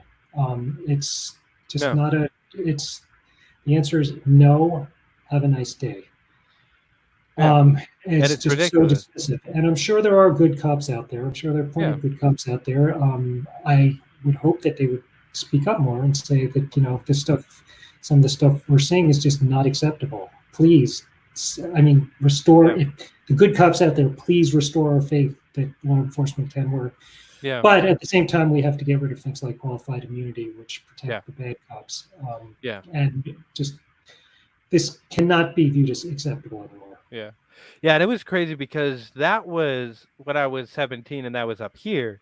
Yeah, Then I moved to New York City yeah, and lived in Washington Heights, Bed-Stuy, and Flatbush. yeah. So I got a full slap in the face of exactly how terrible they can be, and It's crazy. how purely racist they are, Yeah, and some of them really aren't, because there are plenty of people that treat me just as bad as anybody else, and then there are cops that I watched. mhm, They were following a kid. There was actually one situation. There were two officers following my friend mhm, as he was coming over to my house, and he texted me. yeah, And so I walked towards the train station to like meet up with him. yeah, I had just gotten home from work, and I worked Yeah. in finance at the time, so I was in a suit. Yep. Met up with him probably like 3 blocks from the apartment. Said, "Hey, what's up?" Like high five, whatever. We started walking together. Cops turned around and walked away. Yeah, that's insane. I'm like, "Are Absolutely you insane. serious?" Yeah. How? What decade, and is this New Yeah. York City? Mm-hmm. But it's like that, and there's no restraint. There's no Yeah. Yeah. concern. How does a white guy in a suit all of a sudden make this guy innocent? Yeah. Like, Yep. there's no logic behind that at all. Yeah. Yeah. I'll never understand it. Yeah. It's crazy. So when you do get to Congress, though, who would Mhm. be the kind of people that you would want to mostly caucus with when you start introducing legislation? Oh, brother. Supposed to know this kind of stuff, right? I don't know. Do you mean of the major parties or Well, just like individual individuals? representatives. Yeah. I'll caucus with whoever. As mentioned earlier, I I like could that. caucus with the squad on decrim, certainly. Yeah. I'm not going to caucus with them on healthcare, certainly, but Probably not. No. probably not. Jones Act, it's in the wind. Could go either way. Maybe if we can do some good stuff on decrim, and then I could convince them that the Jones Act isn't anti-worker and it's very pro Puerto Rico, very pro Hawaii, and actually very pro everybody, very pro cities. Then maybe there's a chance. So libertarians, we're going to probably caucus with different people on social issues than we do on economic issues, right? Yeah. And on issues of just pure getting rid of pork, do people still? That was Reagan administration. I love that word. I guess that people don't say that anymore. But getting rid of wasteful government spending. It's both the big parties have their hands in every jar out there. So there are a few people who. How do you find these people? But There's luckily a couple of people that don't have their fingers in them from both parties that you'll see. Yeah, there are a few people of principle, but so I mean, right now, obviously, the main goal, the only goal, can be getting to Congress, and then once we get there, I think these other things, it's not going to be hard to figure out who. And when I win, I'm going to have more of a staff than just Ross, but I can maybe even pay him to be full time and have him do all this stuff. So that would be good. We'll figure. Yeah. So to that notion, how can I and everybody watching help you get to Congress? Well, it's the buzz. It is funds. The usual things. Get the message out. Get people to my website. Talk to your friends. Email me. Any groups which align well with my issues, please get them interested in the campaign. I think I said donations, but definitely donations. We're not gonna run a $1 million campaign. We don't need TV ads and silly things like that. But if we, we're gonna do YouTube videos, like the videos. If we can get those to go viral, then that gets us over the hump. So definitely spread the word. Stay in touch, publicize our stuff, and then hopefully let's make this into, a message which goes viral and gets us there. That would be there we go. Help. I like that energy. Yep. All right. Yeah. I definitely look forward to helping you out with that. Wonderful. Appreciate any help you can give me. Yeah. Oh, another thing. Also, as soon as I get back down to the city, Yes.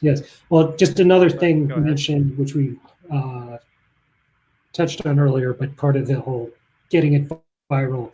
Anyone who does content, who can help with content, video stuff, writing jokes, and all that would be a big help too. So if you know someone or you do that yourself, send them our way, and we will do some funny things. So.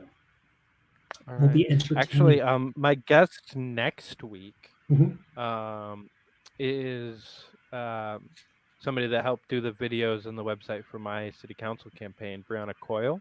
Oh, okay. So she might be able to help out with that. Okay, I can that'd be definitely wonderful. get you guys. Yep. I don't know if you guys have talked. We've talked in fact, I think we talked briefly about we somehow missed each other, but we had a brief interaction about doing something like that. So yeah, Gotcha. definitely. But that'd be great. Yeah, she's great. She helped me a lot with my campaign. Okay. I had like I had like two volunteers for my city council campaign, and she was one of them. Yeah.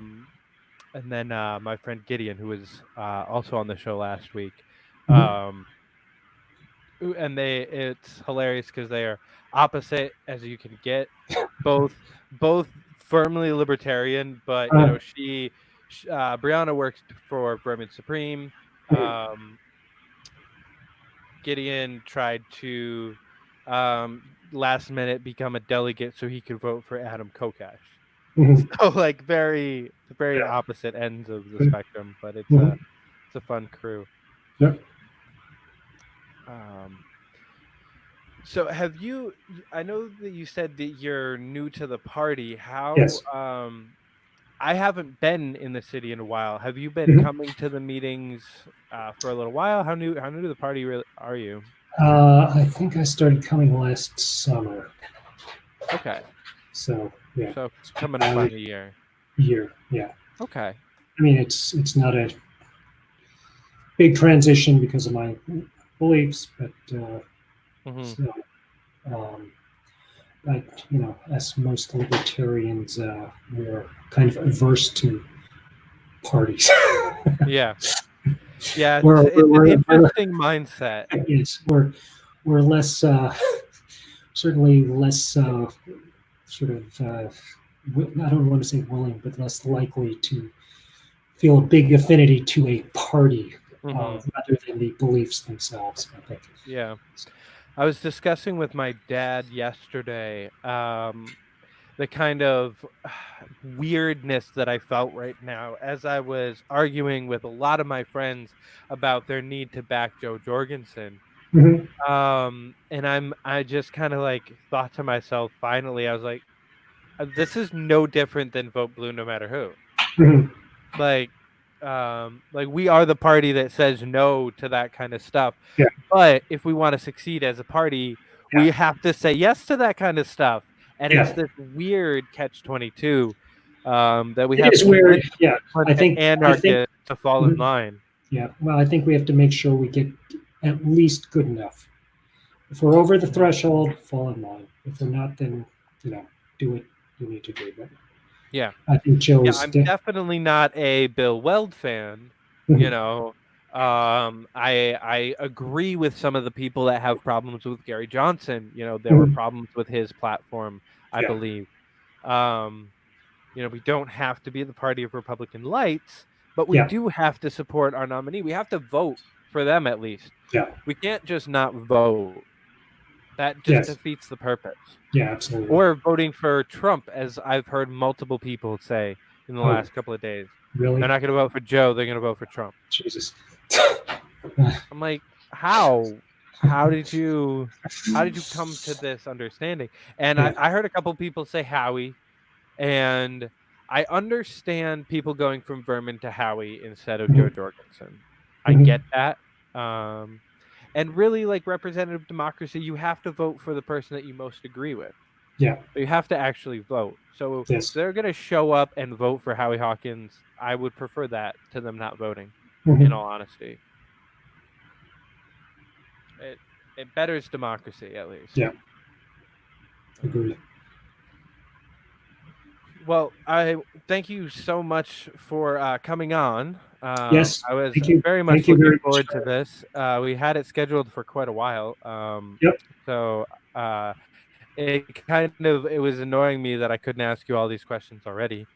um, but tell everybody just one more time. I know I have the website scrolling at the bottom, but Yep. it's like your Twitter and Instagram handles. How can everybody find you? Uh, Yes. Madrid 4 number 4 .nyc is the website. that has links to everything else. I really should remember my Twitter handle. I've been mainly using my personal, which is at Kagemusha _ Kagemusha, of course, the great Kurosawa movie. So look for that, and then followed by an underscore, and then, oh my God, what is it? Oh no, it is. I think I think Madrid for NYC is also the Twitter tag, and I have been using that more recently. Yes. What I've been doing is Madrid for NYC. Yes, That's your Twitter. that is my Twitter. I should know these things. Damn it. But yeah, no. The good thing now that I have two Twitter accounts, is that all the Madrid for NYC are guaranteed at least one like and or retweet. Right. It's the same. I have mine, and I have Fight for Liberties. Yeah. And it's great. Yep. So I just have to create like thousands of more of these, and yeah, I believe those are called bots, and I think oh damn it, we can't do that. In an election. That's illegal. Like oh that. Damn, someone thought Maybe? of that. Wow. Whoops. Okay. I thought I had the brilliant idea. Oh well. But no, anyway, we just need to get a whole bunch of followers. That's all. Every libertarian in the country needs to follow you on Twitter. Yes. And then Madrid for NYC. And then spread the message in a way that your friends can understand, even if they're not libertarian. Yes. Hashtag simplify. Yeah. Boom. Yeah. Well, thank you also, David, for having me. It's been a great conversation, and my pleasure. I look forward to working with you more. Yeah, I'll talk to you. I'll look forward to talking to you in the future. Yes. Thank you very much. Have a good one. Take care. All right. Thank you guys so much for watching. We are going to be back next week with Brianna Coyle. And then the following week will be Tony DeRazio, state chair of the New York Libertarian Party.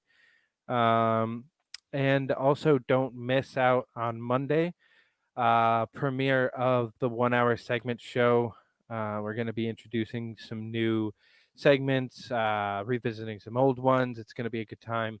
So don't miss out on that. Follow us on Twitter and Instagram at Fight for Liberty. You can also follow me on Twitter at David Fite, and go to our website, fightforliberty.com. You can sign up to volunteer for on campaigns or for media. You can look into what your representatives are up to, whether or not they're on the naughty or the nice list as far as Elect the Revolution goes. Check up on some old videos and old segments. And then if you would like to, you can always support the channel. Very much appreciate it. Patreon.com/fightforliberty. It will be unlocking the segment shows early starting next week. So patreon.com/fightforliberty. Go support the channel, please. Other than that, I hope you all have a wonderful evening. And until next time, keep up the fight.